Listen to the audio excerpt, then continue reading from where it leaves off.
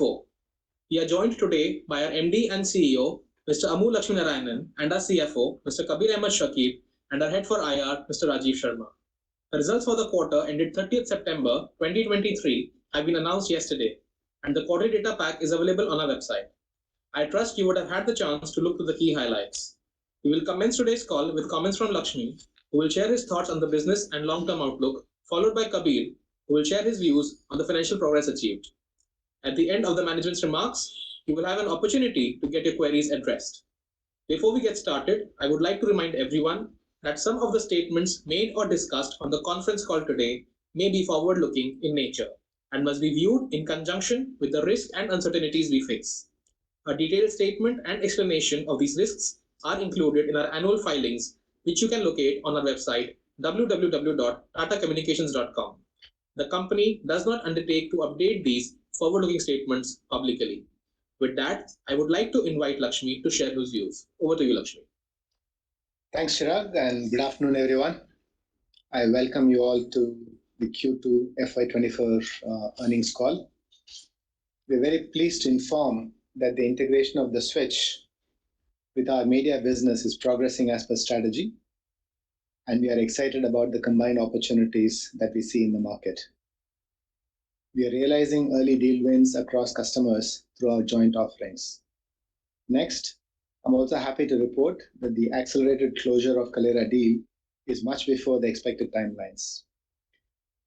We will now shift focus to ensuring the right synergies are playing out between Tata Communications DIGO and Kaleyra, thus enabling our combined offerings to position us as a formidable player. We will build intelligent, intuitive, and innovative multi-channel communication solutions and create a category of customer interaction suite that helps us to scale growth in line with our ambitions.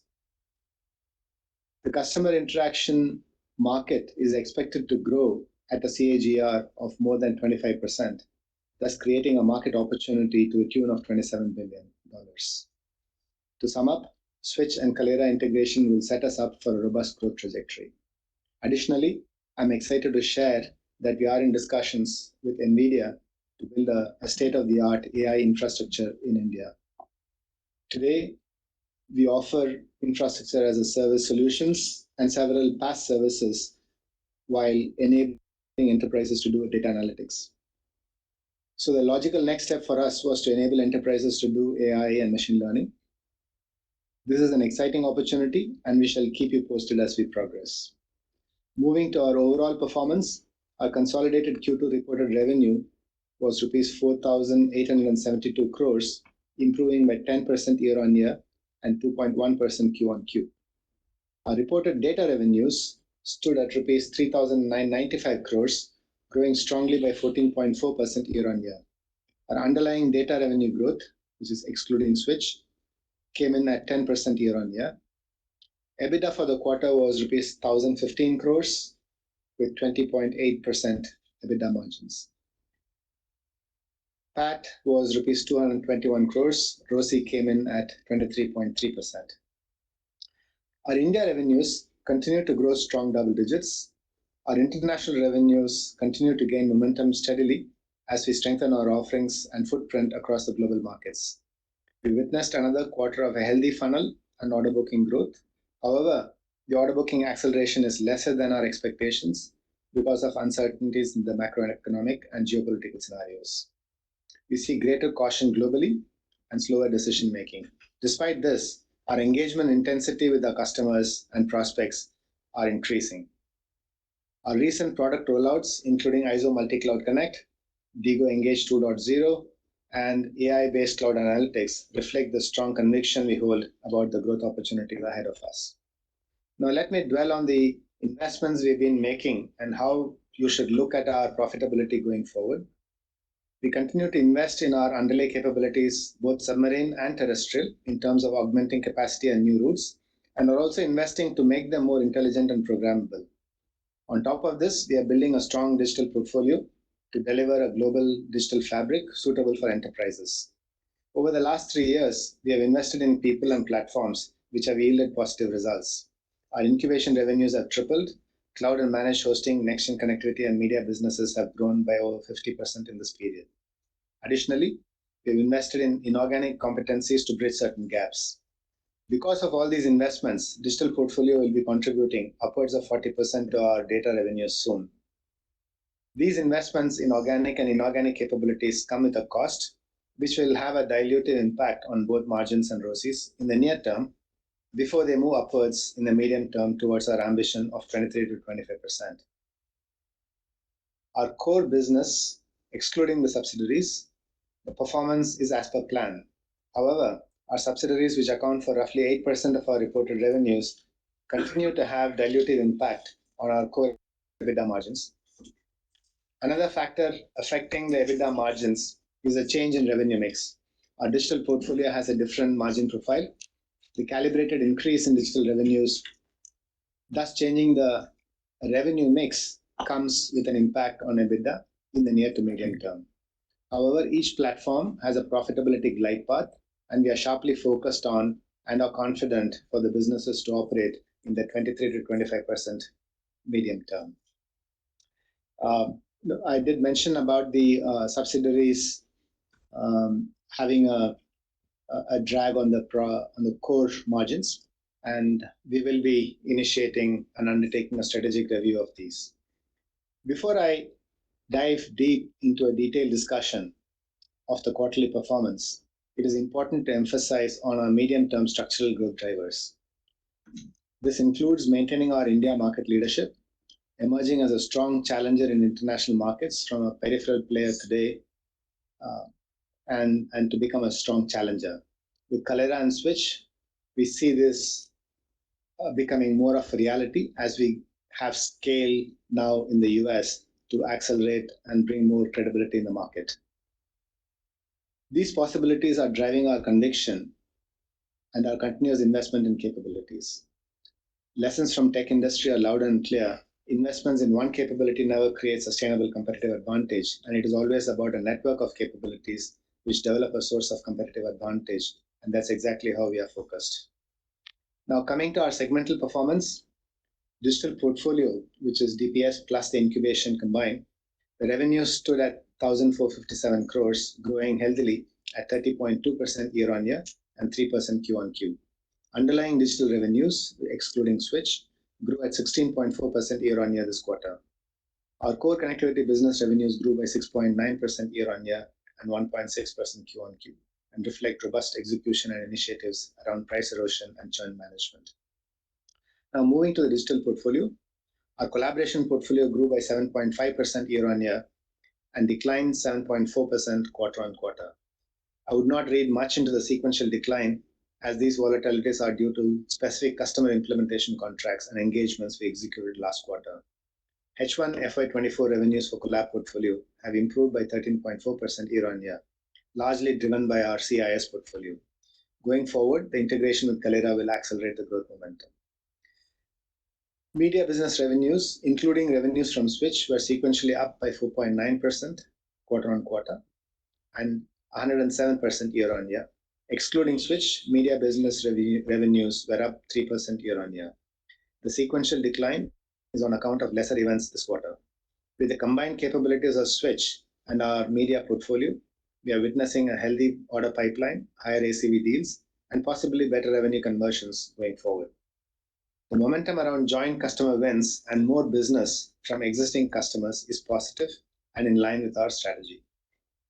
Our next-gen connectivity offerings revenues increased by 15.4% quarter-on-quarter and 46.9% year-on-year. Growth has been broad-based across the portfolio, with our ISO WAN and ISO SD-WAN growing strongly. We successfully delivered our largest SD-WAN deployment of 5,000 sites for one of India's leading banks. Our new offerings like Managed Wi-Fi and ISO Multi-Cloud Connect, Flex SD-WAN gained solid traction with enterprises. Moving to cloud hosting and security, this portfolio registered a growth of 6.3% Q-on-Q and 24.4% year-on-year, successfully delivering some large deals.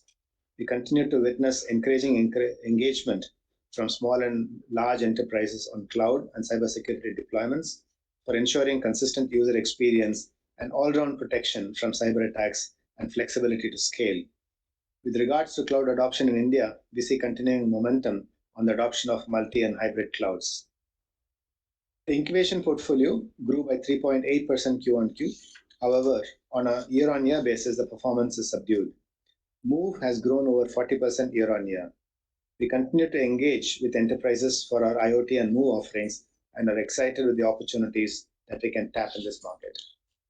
To summarize, we believe that our global digital fabric is a powerful concept which enterprises, especially in the international markets, are beginning to realize.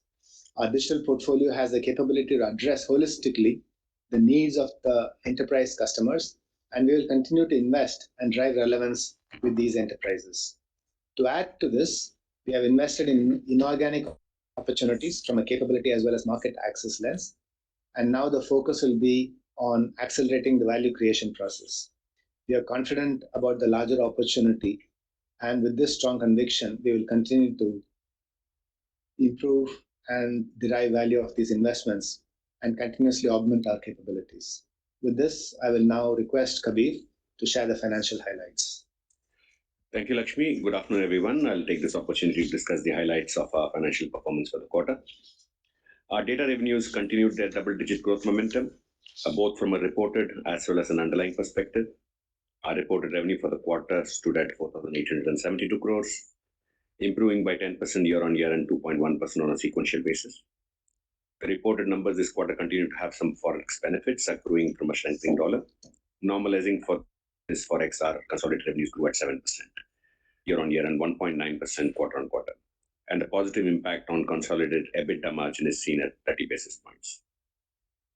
Data revenue for the quarter stood at 3,995 crores, growing at 14.4% year-on-year and 2.1% on a sequential basis. The underlying data revenue growth stood at 10% year-on-year. Revenue growth from our digital portfolio stood at 30% year-on-year and 3% quarter-on-quarter. Moving to margins, reported EBITDA margins for the quarter came in at 20.8%, and the underlying EBITDA margins were 21.7%. Our core business margins, excluding subsidiaries, were at 23.7%. ROCE for the quarter is at 23.3%, and sequential decline is an outcome of lower EBIT and higher net debt because of the dividend payout this quarter. Cash capex for the quarter stood at 587 crores, and this ramp up is attributed to payments coming up from capex projects committed in the prior year, as suggested previously. Lower profitability, higher cash capex, and adverse working capital movement, a large part of which is seasonal, resulted in a muted FCF for the quarter at negative 61 crores. PAT for the quarter stood at INR 221 crores, and the margin were at 4.5%. Net debt stood at 6,963 crores, and net debt to EBITDA is at 1.68x. Our debt levels continue to be at a comfortable gearing and well within our ambition. Moving to subsidiaries, our payment business continues to make positive shifts as we expand our portfolio under the franchise model. As on date, we've added close to 4,300 franchisee ATMs to our portfolio and working steadily to increasing this further. TCPSL's revenues declined by 6 crores this quarter on account of lower transactions as well as closing of a sizable number of our company-owned, company-operated ATMs. TCTSL revenues improved by 4% sequentially due to improving customer engagement and better pricing. Let me spend time on our EBITDA margin trajectory. Aside ongoing focus on cost management and financial prudence, there are three important levers of margin performance: organic mix, impact of M&A, and the operating leverage. Organic mix will continue to be a drag on our overall EBITDA margins. This is obvious given our stated ambition to rebalance our revenue mix more towards digital portfolio, which not only has a lower margin profile today, but will also remain to have a lower margin profile versus our core connectivity business. The acquisitions we've made in the recent past make a lot of strategic sense for us, but in the short term, they have a dilutive impact on EBITDA as they are loss-making. So this will also have a drag in the short term. In fact, as we consolidate Kaleyra results next quarter, our EBITDA will be below 20%. Even ROCEs will dip below 20%, as both Kaleyra and Switch are not profitable and will gradually improve as they turn profitable. However, each of these business case has a path to break even and destination margin attainment. On operating leverage, we should see a steady improvement every quarter as each of these business attains scale and we progress towards our ambition of doubling data revenues. The sum total of these three drivers mean that in the short term, they will put pressure on our margins, but as the strategy plays out, we are confident they will attain the ambition margin of 23 to 25% for EBITDA and greater than 25% for ROCE. We have a glide path of profitability which is periodically monitored at a product level with a razor sharp focus on drivers. I want to assure all of you that our margin performance is exactly as planned and as per our expectations. Investments in both organic and inorganic opportunities is a conscious and a strategic choice we made, and accelerated closure of Kalera comes with near-term implications in reported KPIs.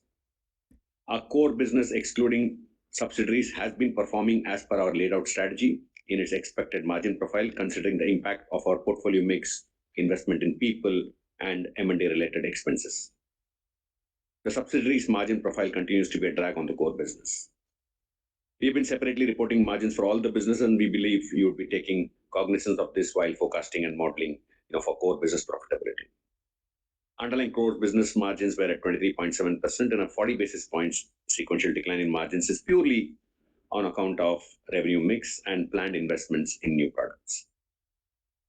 Over the last few years, we have focused on changing the texture of the business and ramping up our digital offerings. We believe that these will help us improve the customer relevance quotient and drive sustainable and profitable growth. Our finance strategy of Fit to Compete and Fit to Grow helped us improve our balance sheet, which allowed us to invest in inorganic capabilities to improve our market offerings. Inorganic investments in Kalera and Switch will raise the share of digital revenues upwards of 40%, and this will only ramp up further as the integration picks up. We are in an exciting phase of driving growth through investment for Tata Communications. The financial fitness we have attained in the recent past has given us the elbow room to fund the next phase of our journey while remaining financially fit. As a management team, we are acutely aware of the acceptable margin drop we are willing to take to drive growth and capture the market potential and position ourselves as a formidable global comtech player. To sum up, our KPIs are likely to see short-term volatility. We will continue to invest in building capabilities which help us strengthen our moats and strengthen our long-term ability to create longer-term value for our shareholders. I will now ask Chirag to open the forum for Q&A. Thank you, Kabir. We will now open the queue for M&A. You may please raise your hands and ask a question. We'll unmute you accordingly. We'll wait for a minute for the queue to assemble.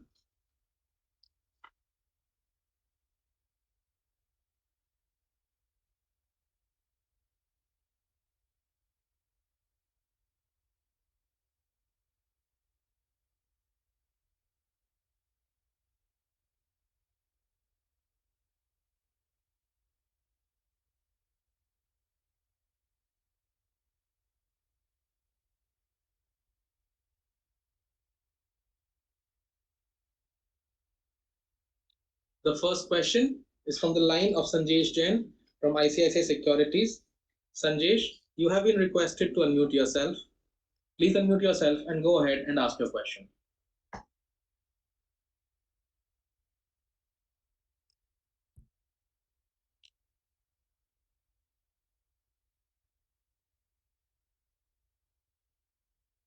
Sanjesh, please go ahead and ask your question.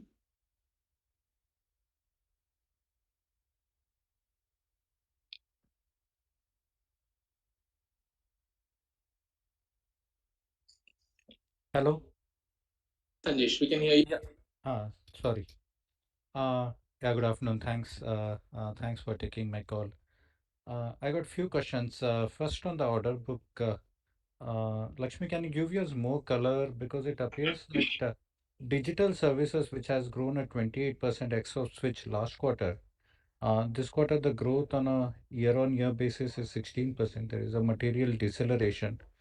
Was it one-off or you're also seeing some headwind as most of the IT companies have highlighted? Are we seeing any challenges? And we had a strong order book booking earlier, and we thought that easing of chipset will allow us to grow for a lengthier period of time. And this quarter looks like subdued. Any comments and outlook on the how does the order book looks like? Yeah, Sanjesh, on the order book, we had a good order book in H1 of last year. And while the funnel was improving, there was a slowness in the bookings towards the end of last year. So we are seeing that play out in the digital. But I think I wouldn't read too much into. I think all of the digital portfolio, which includes our the Digo and others, I wouldn't play. And media also is included in this. And this quarter, I explained on the media side, because of lower events, we have a lesser revenue. So it's very difficult to read into a quarterly trend because each one of them have a different profile. But overall, what I'm seeing is, yes, there is a caution with customers, and therefore there is a slowness in the decision making. And as I called out, our funnel actually is improving, and it's a function of the fact that we have now invested in more salespeople in the especially in the international markets, and that's helping us to add the funnel. So the funnel is quite healthy.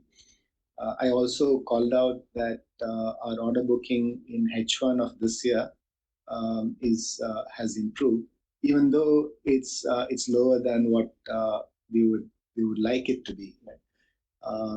So there isn't much to sort of read into the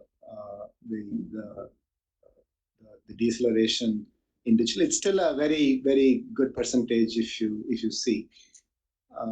And the other data point that I would look at is, which I mentioned in my speech, is the level of interactions that we are having with customers, the workshops that we are conducting on a more broad-based global digital fabric is happening more and more day by day. Right? So we are conducting more workshops with our customers. Customers are interested in engaging. So our engagement intensity with customers are improving, which gives us the confidence that whatever we are putting out there as a digital fabric is resonating. But in terms of conversion to revenue, there will be some fluctuations. But overall, I'm quite pleased with the 10% growth that we saw this quarter. Fair enough. An extended question on the collaboration and CPaaS side. That appears to be very volatile in last 2 years and has been the single source of digital performance drag, if you see. Last quarter, we saw an encouragement there of almost 14% growth, but again, this quarter, that YOY growth has dropped to 7%. What's not working in our favor in collaboration? What are we missing there? Will acquisition of Kalera help us to fix that? Yeah. So, if you look at collaboration portfolio, it consists of what we used to call as GSIP, which was a plain GSIP offering that we had. And that suffered a huge decline. And if you look at the collaboration, in fact, even today, the collaboration is the biggest portfolio on our digital portfolio. Right? Now, and being the biggest portfolio, and as you rightly point out, having a slower growth does have the impact of having a drag on overall digital growth as we report. That is one. But within the collaboration portfolio, GSIP was one. GSIP suffered a big decline as customers moved to more app-based communications. And we came out with a global rapid offering to provide more a managed solution for our customers that arrested the degrowth. Now, the Global Rapid, what we offered with Microsoft in partnership, is growing, but it's still coming off a small base and is growing well, but it's not enough to compensate on the degrowth that we had on GSIP. But we have largely arrested the degrowth. I mean, even there might be a marginal decline, but it's not declining as much as it did in the previous years. The second point I would call out in the collaboration is the entire CA customer interaction suite, which consists of the Digo platform that we launched only last year, and the InstaCC, which is our offering to take the contact centers to the cloud for our customers. So these two put together is what is the customer interaction suite. And customer interaction suite has been growing quite well.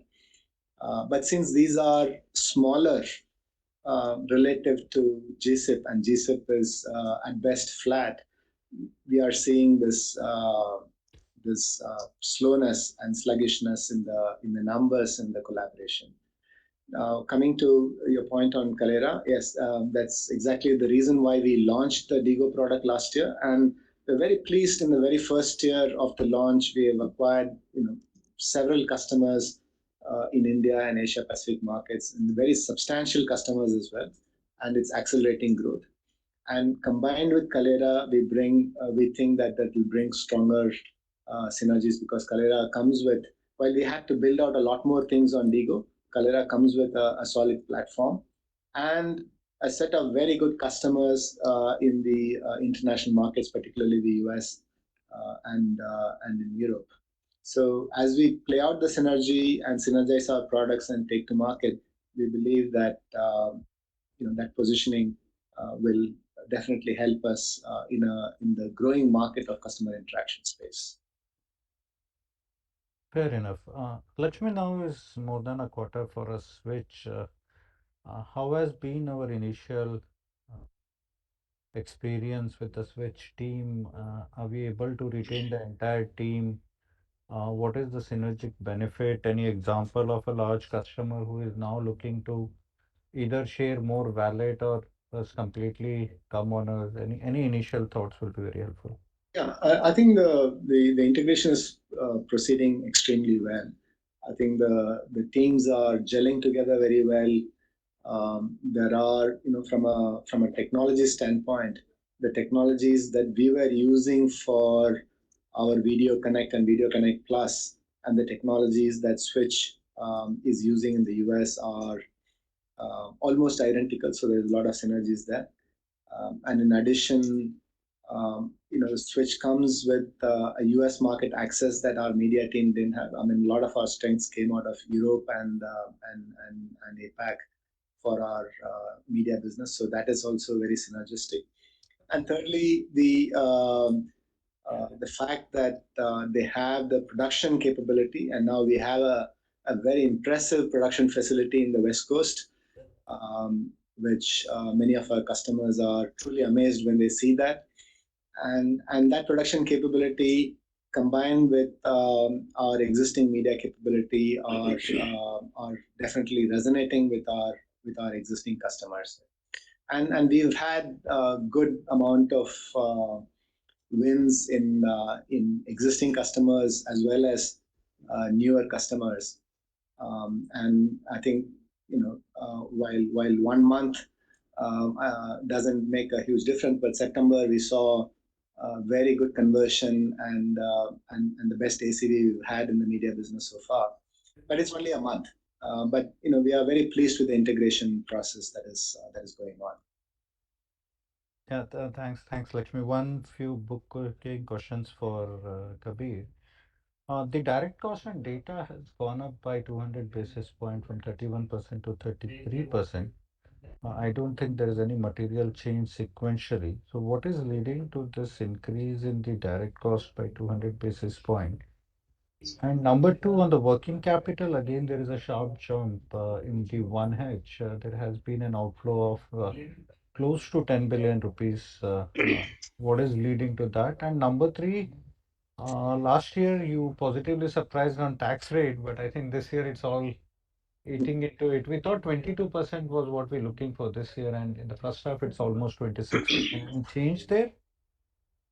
Yeah, let me answer each of them. I think the direct cost is basically a mixed issue, Sanjesh. We have, when we take some non-recurring revenue deals, I mean, these are normally packaged, in such a way that we take the, either a hardware or a license resale, and then we add services on top. When we recognize that upfront, and they normally come at a lower margin profile than than what we have. So they had about a couple of lumpy deals in this quarter, which has actually resulted into the higher direct cost because of the lower NR margin profile that they bring. So that's just a deal specific issue, nothing organic about it. On working capital, look, there are three reasons. I mean, two major reasons are one of the large customers in our subsidiaries, their outstanding grew to a alarmingly high level, and as they are securing their funds, and we got reassurance that will be it will be cleared quite soon. We already saw quite a few amounts cleared in the first week of October. So what we are acutely watching that. The second one was again a sizable amount because of the government shifting the TDS return filing by about 15 days. So therefore, a lot of the returns were by our customers who actually detected TDS were not filed, and therefore we couldn't take credit of that in our books. But that also there has been a way in which we've signed a lot of things which were not due yet. So I believe that all of the working capital movements are seasonal. That's what I pointed out in my speech as well, and these should reverse in the following quarter. So I'm not acutely worried about it. On tax rates, look, we had taken last year as our international subsidiaries start becoming profitable. We took the deferred tax asset. Last year I called that out very specifically as well. That deferred tax asset is subduing our tax rates. And once we had a policy, and as it fit into the policy that consistently, once it started taking, growing profitably, we had to recognize that deferred taxes. Now that it's in our base, 12 months have elapsed. It's now part of our base, and therefore that's how you're actually seeing the tax rates kind of climb up. I think this is fallout of a good performance, that you're doing well in international geographies, and therefore you're seeing this, but none of them, I would worry about. Great. One last question. What is the capex outflow this year anticipated? Well, I'm still sticking to the range of 250 to 300 billion, per se, organically. We are slowly inching up. As I mentioned earlier, our cash capex will be higher than the approved capex because of the catch-up effect from last year. That aside, fingers crossed, and I don't, want to jump the gun. Lakshmi mentioned the, NVIDIA deal, for example. We are trying to ink the specifics and the details. What they will come up with, what is the size of it, what is the timing of it, a lot of them are in the air, right? So I would probably maybe treat them separately as one-off whenever they come up, because they'll be backed by a solid business case with a good IRR, and I assume. But otherwise, I am sticking in the 250 to 300 range, as I had mentioned earlier. Great. Thanks, Lakshmi. Thanks, Kabir, for answering all my questions, and best of luck for coming quarters. Thank you. Thanks, Sanjesh. The next question is from the line of Santosh Sinha from MK Global. Santosh, you have been requested to unmute. Please unmute yourself and go ahead and ask your question.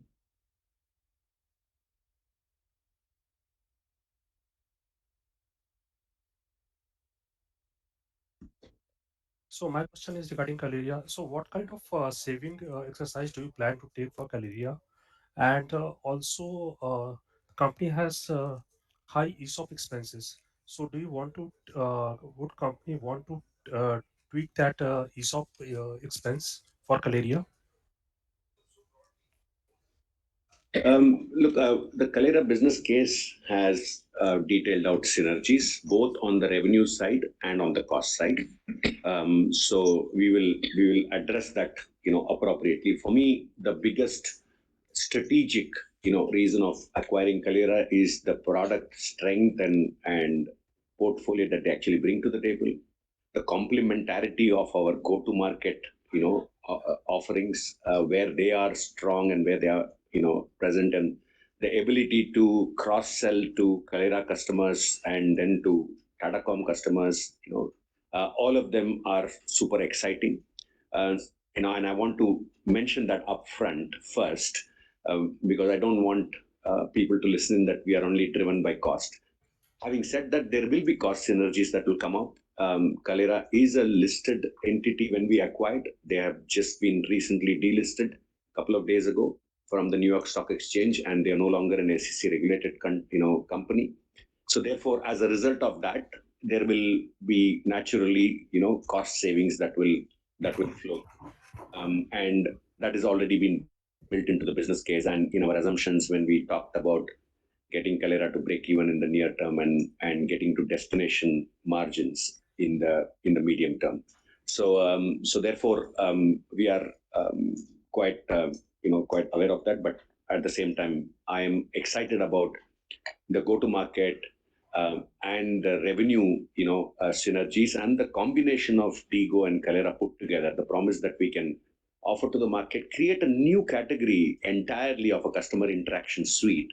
That's the strategic rationale with which we acquired this business, and we are completely committed to that strategic rationale. Thank you. Thanks for answering my question. Thanks, Santosh. The next question is from the line of Mihir Manohar from Carnelian Asset Management. Mihir, you have been requested to unmute. Please go ahead and ask your question. I just wanted to understand on the margins front. I mean, you're still looking at the similar margins, 23 to 25% margins. So you mentioned that you provided clarity on the Kalera part. So just wanted to understand out of this improvement which will be there, what would be the organic and inorganic contribution, and what will exactly lead to this margin improvements? I mean, just some 3-4 steps around it. That will be helpful. Yeah, committed to 23 to 25 range for this company, the way in which the current mix stays, and if you look at in the last 2 years, there have been many quarters where we have delivered more than 25. Even then, we have said that 23 to 25 is the right range that we need to operate in, and we also called out as to why we have over delivered. There were COVID related savings, there was great attrition, and we were actually sitting with a lot of vacancies, and therefore not the right amount of spend in our staffing costs, and these are not healthy, right? Now we are getting to a more normative levels where COVID is hopefully behind us. Travel has started. Our marketing spends are back to normal levels. Our not only have we arrested attrition, but we've actually gone ahead and invested in more people. About 1,500 people is what we have added in the last 18 months. If you see, so all of those costs have come in. Coupled with that is the inorganic activity that we have done, both Switch and Kalera. Switch, we have detailed out what the margin dilution is. Kalera is a listed entity. The financials are available in the public domain. You can do the maths yourself as to what it will result into. And I've also called out that next quarter we will be mathematically, you just add that in, and we do no change to our core business. Mathematically, when I add Kalera's quarterly numbers, we will be below 20% in EBITDA. But I want to reassure all of you in the call and the wider investor community as well, that this is a conscious and a strategic choice that we have done. We have improved the financial fitness, both in the P&L and the balance sheet. Only we have scaled, to leap forward, and drive growth, for this business. So for the next few quarters, we will be below our ambition of 23 to 25. But the three levers that I called out, organic mix, the impact of M&A, and operating leverage. Aside the ongoing focus that we have on efficiency, on cost management, war on waste, those are my day jobs, and I'm not going to repeat that. But the uber levers are these three levers. And I've just given a color of how these three levers will behave. So some of them, will continue to have a drag. Some of them will slowly improve. Some of them will improve slightly faster. The sum total of all of them means that in the near quarters, there will only be a drag. But as we get out of it, and in the short to medium term, these will start becoming positive and help us to get to 23 to 25. So that's the color that I can actually give you. I leave it to your your ability to model it as to when that will happen. And as we have always, done in the past, our endeavor is, and as a management team, to be responsible enough to accept acceptable margin drop that we would willing to take in order to drive the growth and investment, for our businesses, and to get back to the 23 to 25. Again, when we get back to 20 to 25, I mean, I can't tell you what more, organic BAU investments that we need to make, what more attractive inorganic opportunities that will come our way, right? We will evaluate that on a case by case basis and take the right action for a sustainable and a profitable growth for Tata Communications. Thanks. Sure, that's it from my side. Thank you. Thank you so much, Minu. The next question is from the line of Namit Arora. Namit, may I request you to first introduce yourself and then go ahead and ask your question.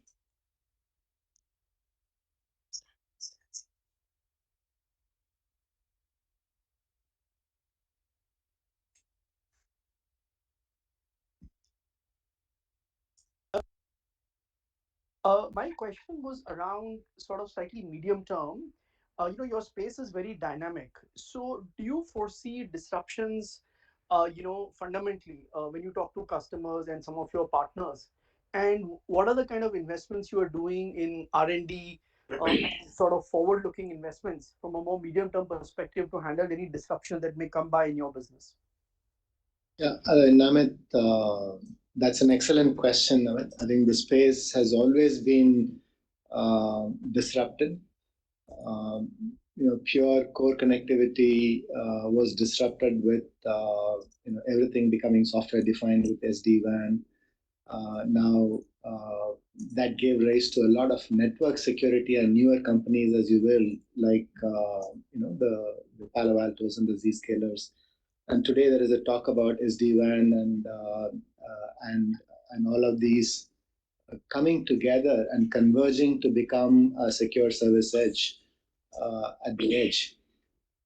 Similarly, we see the convergence of the LAN, which is becoming more software defined with Wi-Fi 6 and others that will come into the market. And that converging with the wide area network will make the LAN and the WAN to be able to seamlessly operate it.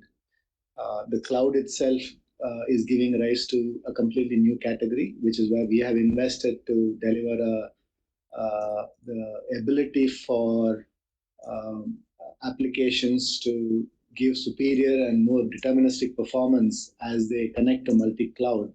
And within networking space, the multi-cloud connect is emerging as a category by itself.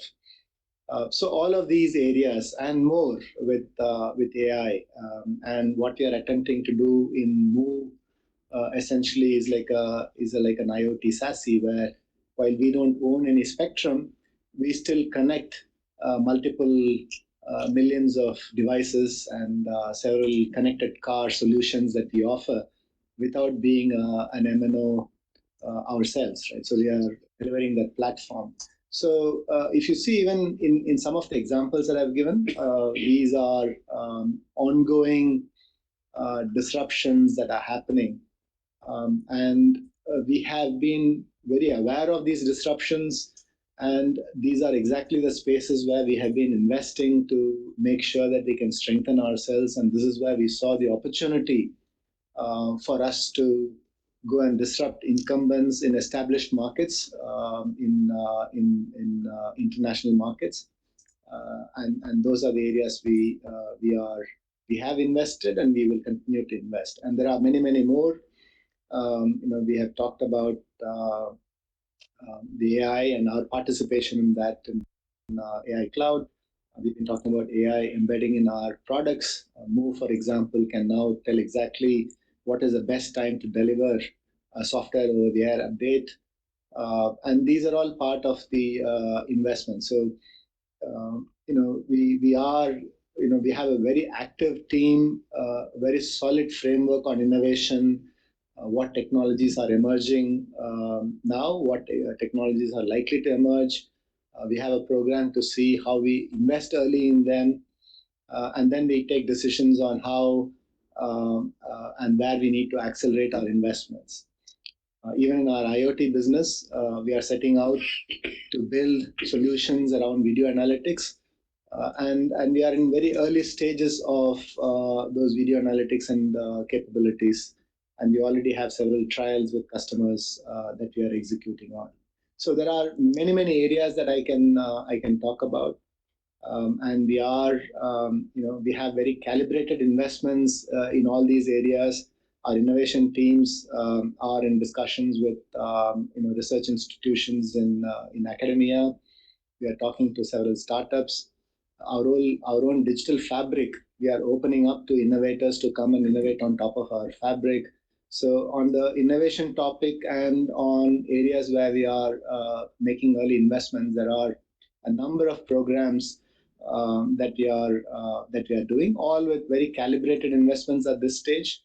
And as we see the opportunities and it gets into stage one in our stage 1-3-30 process, and that is when we will determine whether any of these requires accelerated investment so we can capture the market. So, we have a very solid framework and we are following a well-defined process and strategy to track all of these and execute on these.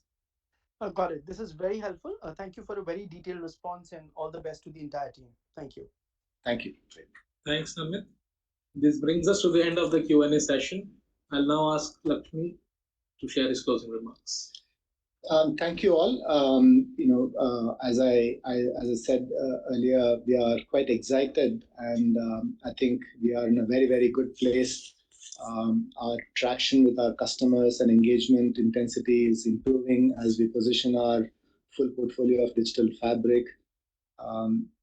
There might be slowness because of the macroeconomic conditions, but we feel very confident because of these engagements with customers, and we think that we are executing on our strategy very well to integrate all the acquisitions and inorganic investments, and we will continue to execute on this precisely to the plan. Thank you. Thank you, Lakshmi. This brings us to the end of the call. In case of any queries, please write to investor.relations@tatacommunications.com. The recording will be available on our website in the next 24 hours. You may please disconnect now. Thank you.